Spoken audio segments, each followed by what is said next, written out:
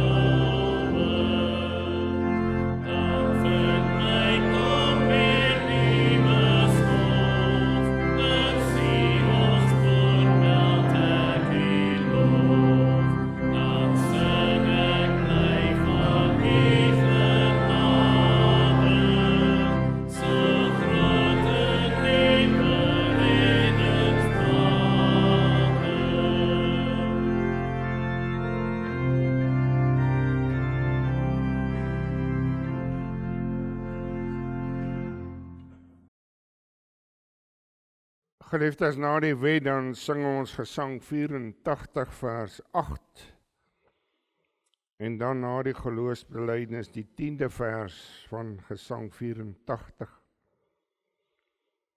Maar kom ons luister eers na die wet van die Here, soos dit vir ons opgeteken staan hier in Eksodus 20.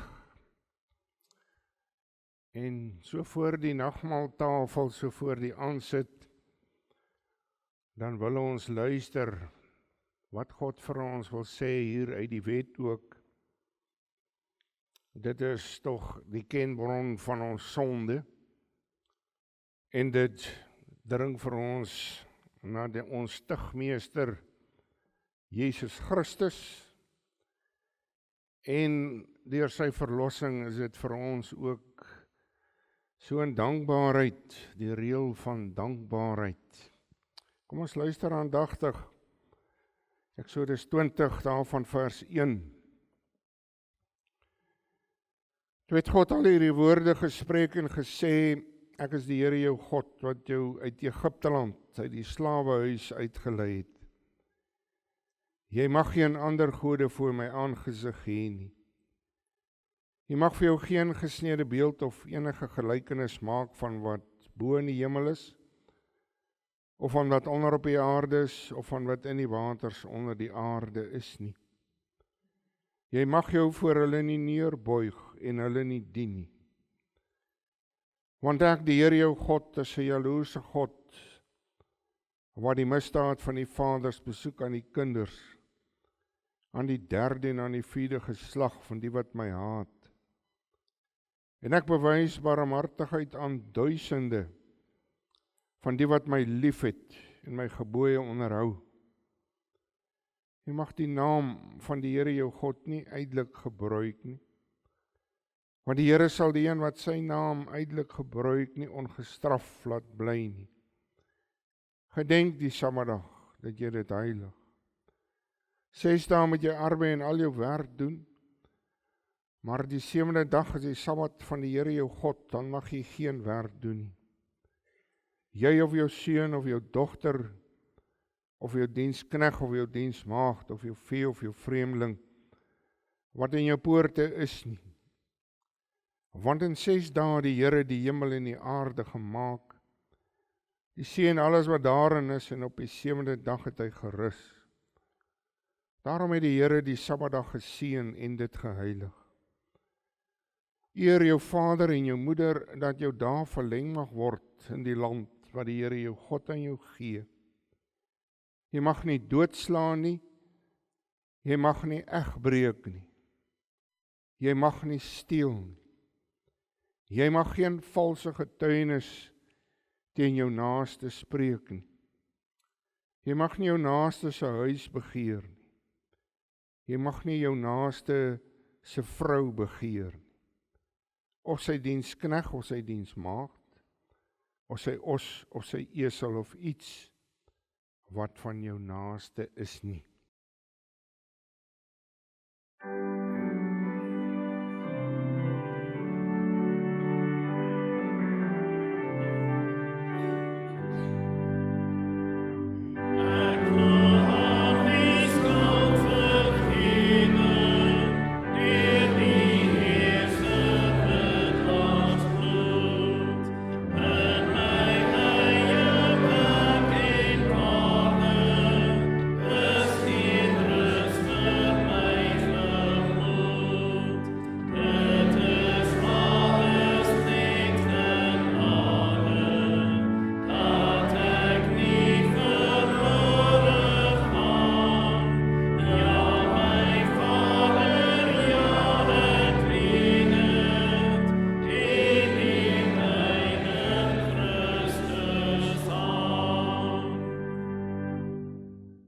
Geliefdes, veral as ons vanmôre gaan saam nagmaal vier, Romeine 3 vers 23, want almal het gesondig en dit ontbreek hulle aan die heerlikheid van God, en hulle word deur sy genade sonder verdienste geregverdig deur die verlossing wat in Christus Jesus is. Dis die waarheid, en aan hierdie waarheid hou ons vas. En met hierdie waarheid in die hart, kom ons spreek ook die 12 artikels. Ek glo in God die Vader, die Almagtige, die Skepper van hemel en aarde, en in Jesus Christus, sy enige gebore Seun, ons Here, wat ontvang is van die Heilige Gees, gebore uit die maagd Maria, wat gelei het onder Pontius Pilatus, gekruisig, gestorwe en begrawe is, en ter hulle neergedaal het, wat op die 3de dag weer opgestaan het uit die dode, opgevaar het na die hemel en sit aan die regterhand van God, die Almagtige Vader, vanwaar hy sal kom om te oordeel die lewende en die dode. Ek glo in die Heilige Gees. Ek glo in 'n heilige, algemene, Christelike kerk, die gemeenskap van die heiliges, die vergewing van sondes, die wederopstanding van die vlees en 'n ewige lewe.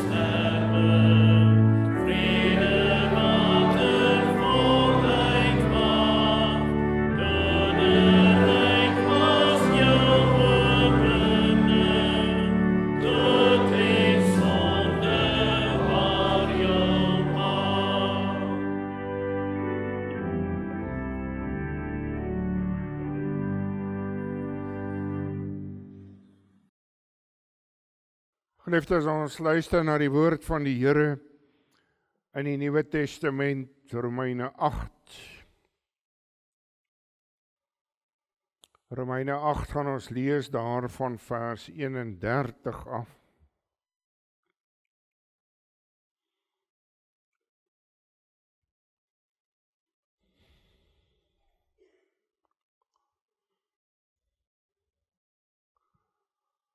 Kom ons bid eers saam.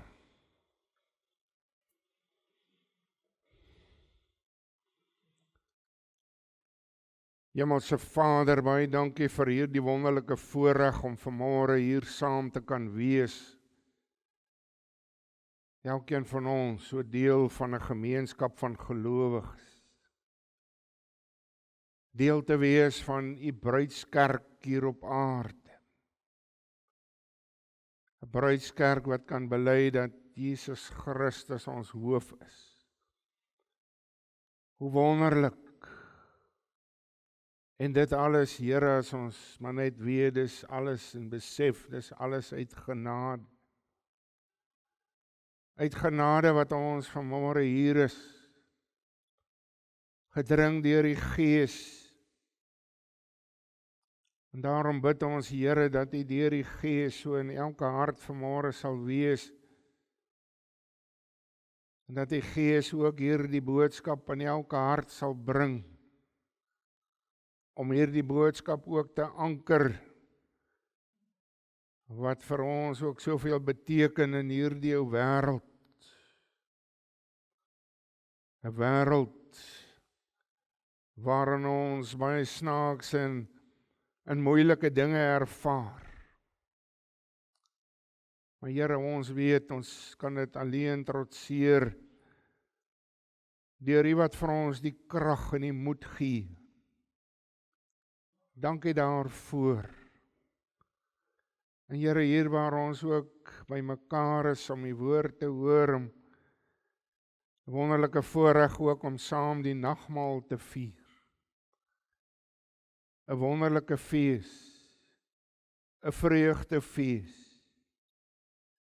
Want ons is bly en ons vier die oorwinning van ons Here Jesus Christus. En so gebeur dit ook elke Sondag. Elke Sondag gedenk ons daardie oorwinning van Jesus Christus, sy opstanding. En gee Here dat hierdie oorwinning vir ons werklik groot betekenis in ons lewe sal hê. Dat ons sal weet, dis ons krag. Dis ons krag in swaar tye en beproewings. Maar ja, Here, dit bring ook 'n groot dankbaarheid in ons harte. 'n Dankbaarheid om te weet ons beerwe die hemelse heerlikheid met ons afsterwe.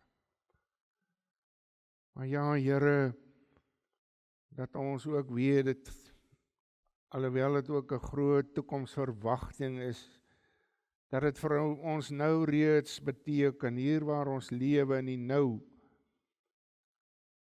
dat dit ons krag is. Dankie dat U ons kragbron is. Ons vra, Here, wees met elkeen vanmôre. En wees U ons sondaars genadig. Vergewe asseblief al ons sondes. Ons bid dit in die naam van Jesus Christus ons Here. Amen.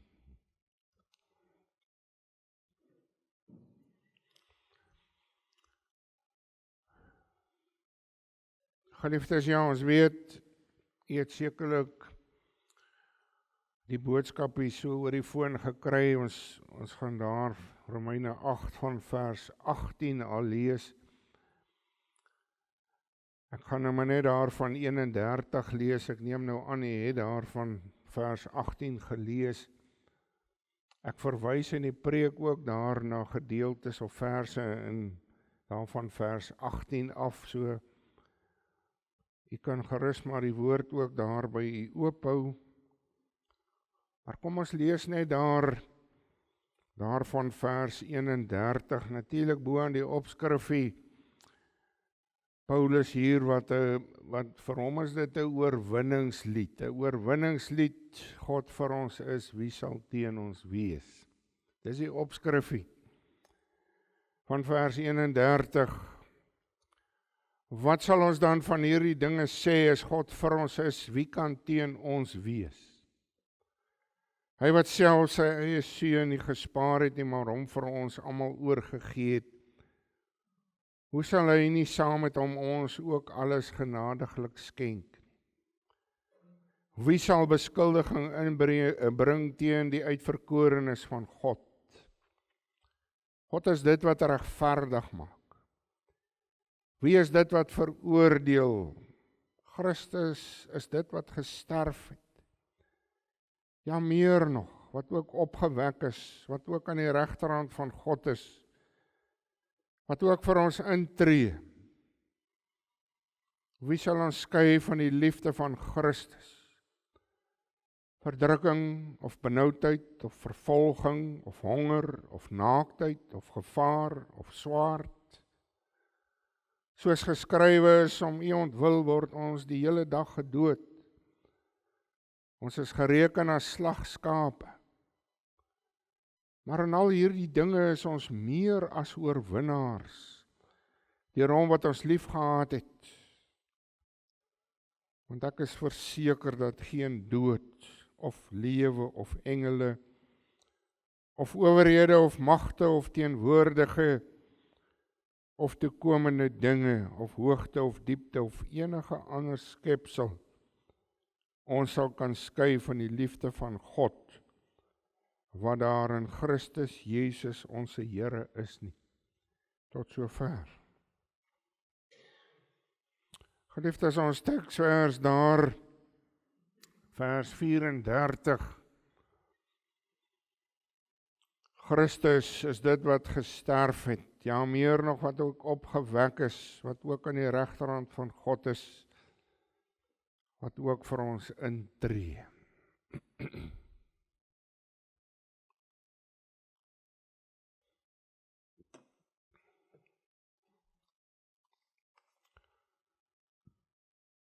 Geliefdes, die hoofdoel van gelowiges hier op aarde is sekerlik om God te verheerlik en te eer. En ons wil lewe wat hy wil hê. Ons wil lewe na sy wil. Om in diens van sy koninkryk te wees, en ons wil sy naam groot maak. En as ons baie eerlik is vanmôre, dan kan ons saamstem, ons mis baie keer hierdie hoofdoel in ons lewe. As ons eerlik is, sal ons kan sê, ons raak so selfgesentreerd. En as ons kon kry, dan draai ons lewe maar net oor aardse dinge. En eintlik maar net oor onsself. Baie dinge natuurlik in hierdie ou wêreld invloede wat vir ons bring by hierdie, kan ons maar sê, mensbeheptheid. 'n selfgesentreerdheid in ons lewe. En om weer hierdie gedagte te beklemtoon, die vraag, 'n baie belangrike vraag wat elkeen van ons sal moet antwoord. Dra God en sy woord werklik die belangrikste gewig in my en jou lewe? Dra God sy woord werklik die hoogste gesag? Dis 'n vraag, 'n baie belangrike saak. En ek en jy moet hierdie saak baie mooi, my broer en suster, sommer voor ons antwoord gaan deurdink en bepeins. Om vir myself te gaan vra, gaan dit vir my in hierdie lewe werklik oor die eer en die verheerliking van God? Om vir myself te gaan uitmaak, gaan dit om sy wil, of gaan dit eerder oor my eie wil en eer? Voordat Paulus uiteindelik by hierdie oorwinningslied uitkom, soos ek net nou ook gesê het in daardie voorafgaande gedeelte, dan praat hy, as 'n mens daar gelees het, die hoofsaak, hy praat oor die verganklikheid van hierdie aardse bestel, oor die skepping, die verganklikheid daarvan. En vir ons wat die woord van God glo, dan glo ons dit en ons weet, dit word baie duidelik vir ons gesê, dat God hierdie skepping na sy einde toe neem. Wanneer alles met die koms van Jesus Christus, sy wederkoms, met vuur sal vergaan. As jy twyfel, gaan lees gerus 1 Petrus 3. Baie duidelik. En nou sê Paulus in hierdie gedeelte daarvan vers 18 vir ons baie duidelik. Hy sê dat die hele skepping, en dit sluit natuurlik God se uitverkore kinders in, en natuurlik praat hy daar ook van die Heilige Gees, wat met reikhalsende verwagting en verlange uitsien na hierdie tyd wanneer Jesus Christus kom en wat daar 'n einde gaan gemaak sal word aan hierdie aardse verganklikheid. Vers 19, kan jy gerus maar daar lees, hulle wag met verwagting en verlange, reikhalsende verlange op die openbaarmaking van die kinders van God. Dis die verwagting deur God se Gees, die toekomsverwagting van elke gelowige kind. Van hierdie ganse skepping is dit 'n reikhalsende verwagting, vers 21. Luister bietjie daar, dat die hele skepping, alle skepsele vrygemaak sal word van die slawerny van verganklikheid tot die vryheid van die heerlikheid. En dan sê hy in vers 22, want ons weet dat die hele skepping tesame sug, tesame in barensnood is tot nou toe. En my broer en suster, terwyl ons wag op hierdie dag van Christus se wederkoms, soos daar geskrywe staan ook in daardie gedeelte, ervaar ons elke dag die pyne van barensnood, van 'n gebroke en 'n verganklike aardse lewe. Dat en met die koms van Jesus Christus, sy wederkoms, sal ons die swaar en beproewings van hierdie lewe ervaar, hierdie dinge wat ingetree het na die sondeval. Ek en jy gaan dit beleef, ons beleef het, ons gaan dit glad nie vryspring nie. En dan sê 'n mens vir jouself, maar hoe kan Paulus nou hier 'n oorwinningslied aanvoer? Broer en suster, want hy sien 'n groter prentjie. Hy sien dit in die geloof. Want hy weet en hy glo dit, hy God beskik en God regeer. En hierdie almagtige God beskik volgens sy ewige raadsplan. En Paulus vra hier wat baie keer in my en jou gemoed is ook, vra hy. Dit kom baie keer in ons gedagtes op, in ons gemoed op.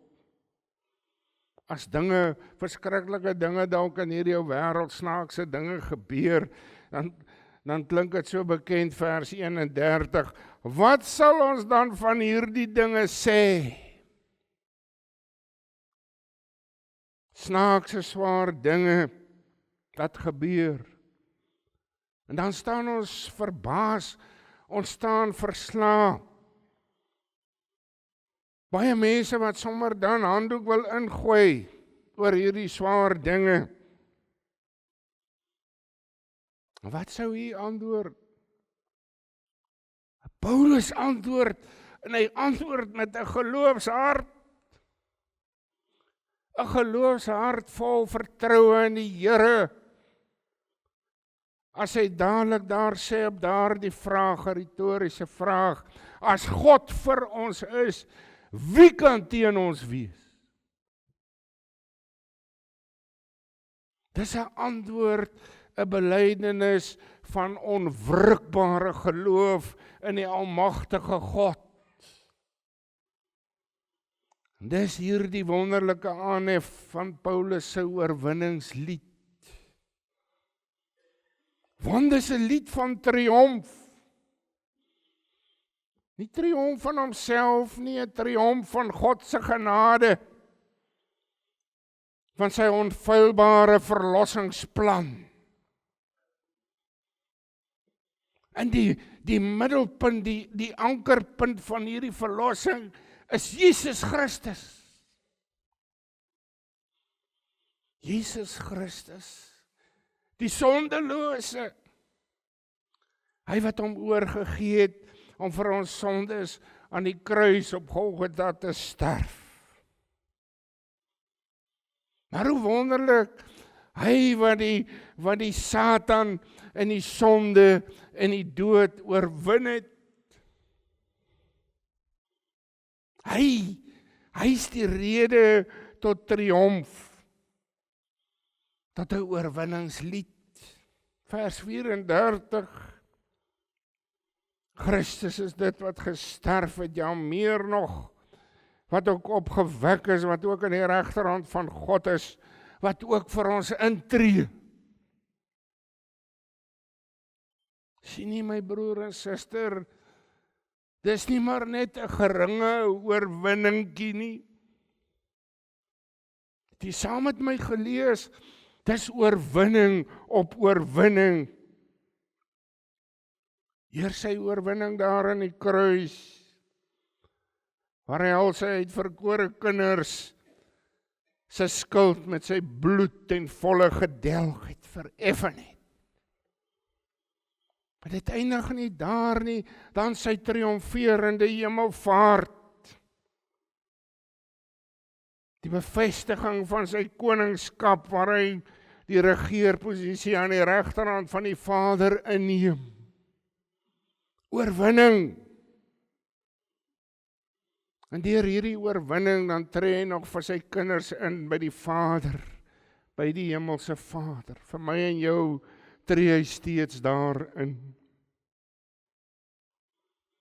Daarom, my broer en suster, mag hierdie swaar en beproewings van hierdie lewe ons nooit onderkry nie. Dit mag nooit hierdie oorwinning, hierdie sekerheid van oorwinning verskraal nie. En dit gebeur. Dit gebeur. Nou moet jy mooi verstaan, op hierdie stadium, hierdie gelowiges daar in Rome, hulle word verdruk. Hulle word doodgemaak. Ek het saam met my daar gelees, hulle sien hulle self eintlik al as slagskape. Vers 36, slagskape wat enige tyd gedood kon word. Hulle lewe het letterlik elke dag in 'n draadjie gehang. Want hulle vervolgers en hulle verdrukkers het niks vir hulle gevoel nie. My broer en suster, en nou kom Paulus en hy sê, julle moet nie vir een oomblik eers verdink, mense wat dit beleef, hierdie swaar, julle moet nie dink dat julle in die verloor kant is nie. Nee. Julle is meer as oorwinnaars deur Christus en sy verlossing, sy oorwinning. En dan sê hy baie duidelik, niks en niemand kan julle skei van die liefde van Christus nie. Geen swaar, geen gevaar, geen verdrukking, selfs die dood. Selfs die dood kan nie hierdie oorwinning tot niet maak nie. En daarom, my broer en suster, ons moet nie toelaat, nooit nie. En ons moet baie hiervoor bid, dat die swaar en ellende van hierdie lewe, hierdie vreugde van oorwinning deur Christus demp en vernietig. En kom ons wees nou maar eerlik, ons lewe getuig baie keer, maar net van verloor. Ons is so in die verloorkant. As jy in al die klagtes luister, dan hoor jy dit. Ons lewe getuig daarvan. As ons nie baie geld kan maak nie, as ons baie keer siek is, As ons nie daardie sukses behaal wat ons beoog nie, as ons nie dit het wat ander het nie, dan is ons ontevrede. En dan voel ons sommer, ons is in die verloorkant, ons is 'n ou klomp verloorders. Sien die fout wat ons maak, ons meet ons oorwinning, maar net altyd aan wêreldse goed. Materiële dinge, eie belange. En ons weet, ons kan dit vanmôre van mekaar sê, ons het dit nodig, ons het die stoffelike nodig om te leef, om voort te bestaan, ons het dit nodig. Maar die probleem is, ons meet ons te veel, baie keer te veel aan ander mense, hulle besittings. En ons hunker die hele tyd wat ons nie het nie, en ons vergeet, ons is nie dankbaar oor dit wat ons het en die Here vir ons gee nie. As ons so leef, sal ons nooit vergenoeg wees nie. Ons sal nooit vrede en berusting in die hart vind nie. Ons moet die groter prentjie raak sien, soos wat Paulus raak sien, ons moet in die geloof daarna kyk. En dan sien ons Christus se verlossing en sy oorwinning. En dit, my broer en suster, bring 'n vrede en 'n berusting in die hart om dankbaar te wees. Dankbaar te wees vir God se onbeskryflike genade en liefde. En 'n mens wat nie besef wat sy doel hier op aarde eintlik is nie, en soos ek gesê het, naamlik om God te vereer en te verheerlik nie, sal nooit, hoor wat ek vanmôre vir u sê, sal nooit rus in sy siel vind nie. Hy sal onrustig wees en bly. Hy sal nie rus vind in God se almagtige beskikking en voorsienigheid nie. En daarom sal volgehoue dankbaarheid nooit deel kan wees van so een se lewe nie. En mense maak verskriklike dinge deur as 'n mens hoor in hierdie ou lewe, maak verskriklike dinge deur. Hartseer dinge, skokkende dinge. Soms natuurlik hulle self wat die oorsaak is. Ander kere weer kan 'n mens niks daaraan doen nie. As jy nie daarin beheer, daar buite, dis buite mense beheer. Maar hierdie oorwinning beteken nie dat ek en jy nooit gaan uitdagings en beproewings in hierdie ou lewe gaan beleef nie, vergeet dit.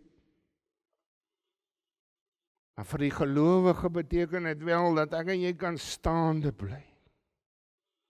Staande kan bly alleen deur die krag van Jesus Christus. Romeine 8 vers 28.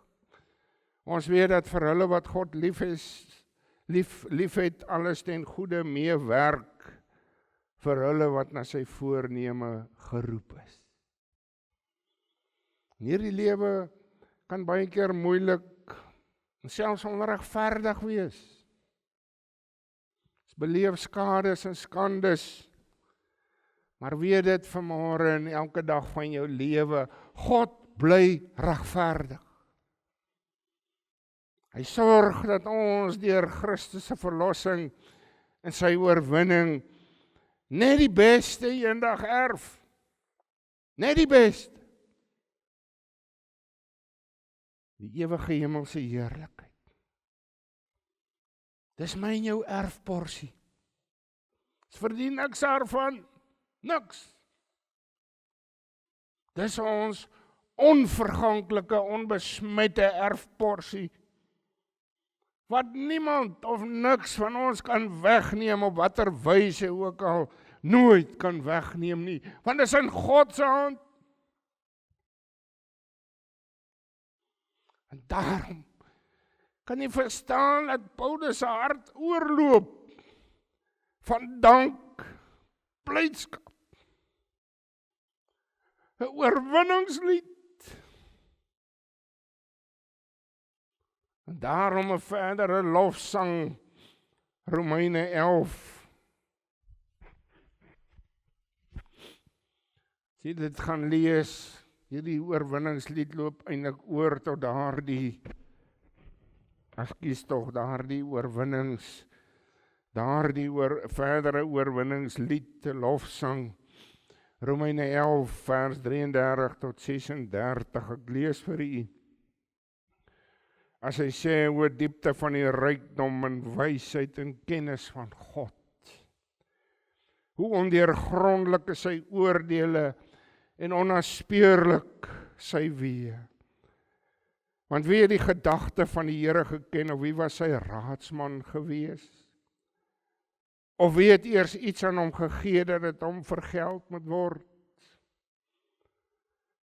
Vers 36, want uit hom, en deur hom, en tot hom, is alle dinge, syne is die heerlikheid tot in ewigheid. Amen. Kom ons bid saam.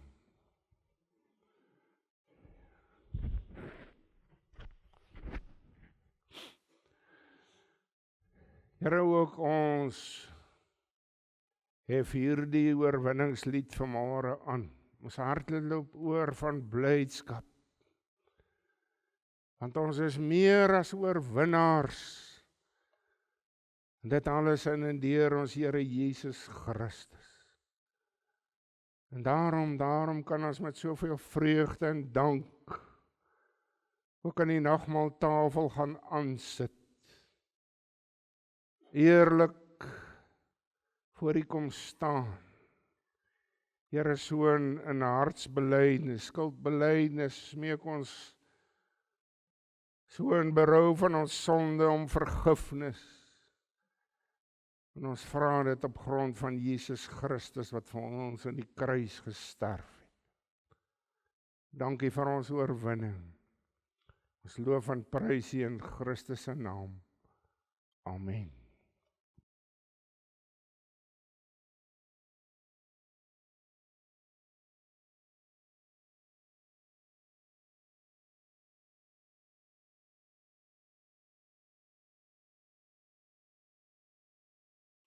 Geliefdes, ek hou vir u voor die formulier vir die bediening van die Heilige Nagmaal. Die instelling van die nagmaal. Die Heilige Nagmaal is deur ons Here Jesus Christus self ingestel. Paulus sê daar in 1 Korintiërs 11 die volgende, want ek het van die Here ontvang wat ek ook aan julle oorgelewer het, dat die Here Jesus in die nag waarin hy verraai is, brood geneem het, en nadat hy gedank het, het hy dit gebreek en gesê, neem eet, dit is my liggaam wat vir julle gebreek word. Doen dit tot my gedagtenis. Net so ook die beker van die ete, of beker na die ete met die woorde, hierdie beker is die Nuwe Testament in my bloed. Doen dit so dikwels as julle daaruit drink, tot my gedagtenis. Want so dikwels as julle hierdie brood eet en hierdie beker drink, verkondig julle die dood van die Here totdat hy kom. Die wese van die nagmaal, die nagmaal is in wese 'n verbondsmaaltyd. Hier word die verbintenis tussen Christus en sy gemeente telkens weer bevestig. En as verbondsmaaltyd het dit ook die volgende betekenisse. Die nagmaal is 'n gedagtenismaaltyd. Die Here het by die instelling daarvan gesê, doen dit tot my gedagtenis. By die gebruik van die brood en die wyn roep die gemeente om die hele lydensweg van Jesus Christus voor die Gees. Hoe hy sy lewe gegee het, hoe hy die lydensbeker leeg gedrink het, hoe hy van God verlate was en ook uitgeroep het, my God, waarom het U my verlaat? Sodat ons nooit deur God verlaat sou word. En hoe hy soos 'n koringkorrel in die grond geval en gesterf het. Die nagmaal is 'n waarborg So seker as wat hierdie brood voor ons oë gebreek en hierdie beker aan ons gegee word en ons het met die mond eet en drink, so seker het ons deel aan Christus se sterwe en opstanding.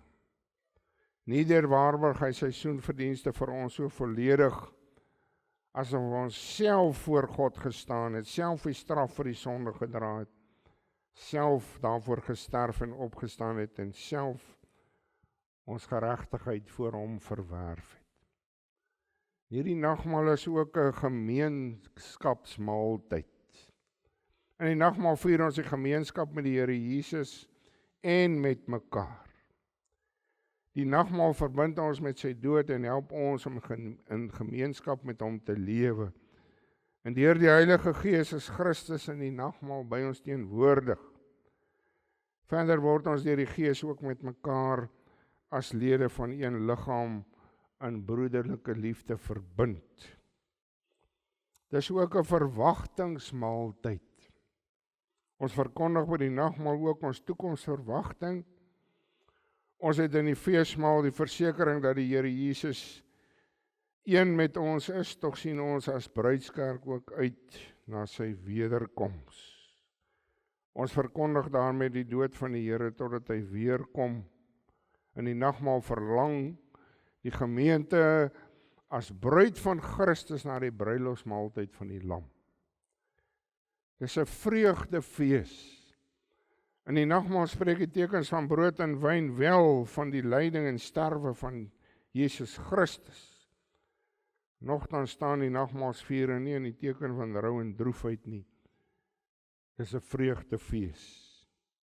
Nagmaal is ten slotte ook 'n dankbaarheidsmaaltyd.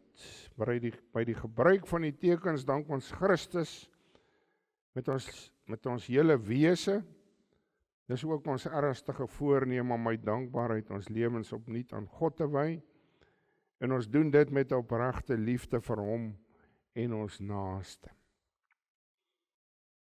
Die boodskap aan vrug van die nagmaal. Christus het ons beveel om die nagmaal te vier. Wanneer ons dit doen, verseker die Heilige Gees ons van twee uitsonderlike waarhede.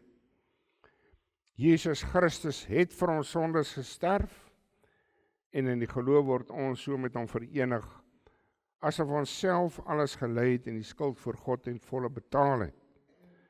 Verder voed Christus deur die nagmaal ons siele vir die ewige lewe. Die voorbereiding vir die nagmaal.